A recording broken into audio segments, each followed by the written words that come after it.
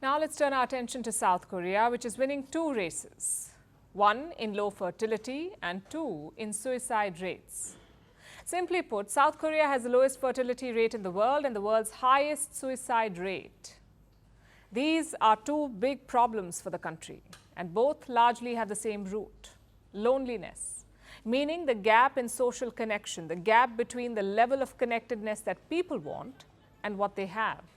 And with each passing year, this gap is increasing. 77% Koreans are lonely, 40% are severely lonely. Not something to be taken lightly, because loneliness can be deadly. As deadly as smoking 15 cigarettes a day. It increases the risk of early death by 39%. And do you know what this ultimately results in? What happens when 77% people in your country report loneliness? It's deadly for the social fabric. People don't want to get married, they don't want to have children, the workforce loses productivity, the health system is overburdened, and there is a heavy price to pay. I'm talking about the literal financial cost of loneliness to the South Korean society. It is $6.5 billion every year. $6.5 billion. Like I said, loneliness is not to be taken lightly. So what is Seoul doing about it? Well, they want to spend more money. Seoul has allocated about $330 million to fight loneliness. They will spend it over the next 5 years by offering counseling services, emergency interventions, and networking options, like cooking classes and community spaces where people can eat ramen together. But will it work? Not to sound too pessimistic, but it is unlikely to work, because this is not the first time Seoul is throwing money at the loneliness problem. Last year, they started a campaign for isolated youth who are withdrawing from society. South Korea started giving them a monthly allowance, about $500, so they can re-enter society. And did they? Well, barely. Money did not make the problem go away, because in South Korea, loneliness is not a personal issue. It is not just a financial issue either.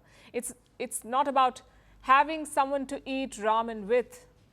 Loneliness in South Korea is a societal issue. It's about the rising cost of living, the lack of jobs, oppressive work culture, sexist gender roles, the fear of not meeting expectations, the lack of fulfillment. It's sort of a vicious cycle. A host of problems are contributing to South Korean loneliness. And $500 will not fix it. The same applies to other countries, by the way, because this is not just a South Korean or a Korean problem. 30% Americans are lonely, so are 41% Italians and 43% Indians. In fact, 1/3 of the world is lonely. It's a global epidemic, and nations are battling it in their own ways. Countries like Canada, Ireland, and Australia have volunteer programs where people can chat with the lonely.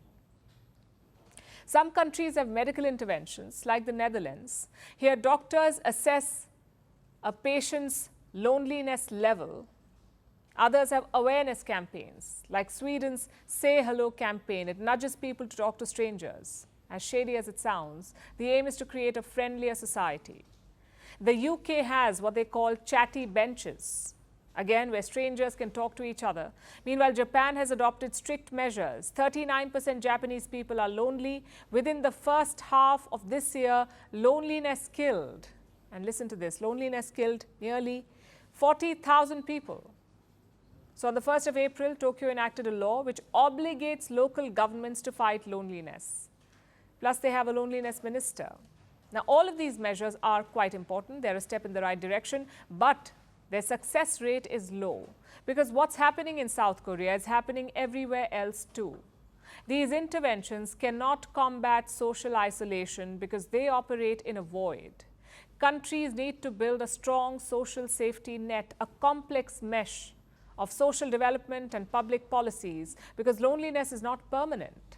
With the right support, we can all learn to connect again. Firstpost decodes the U.S. election,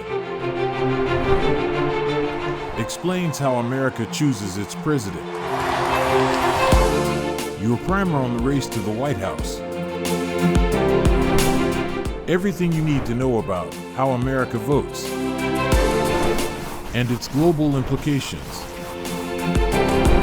U.S. Election Explained. Every Monday and Thursday only on Firstpost.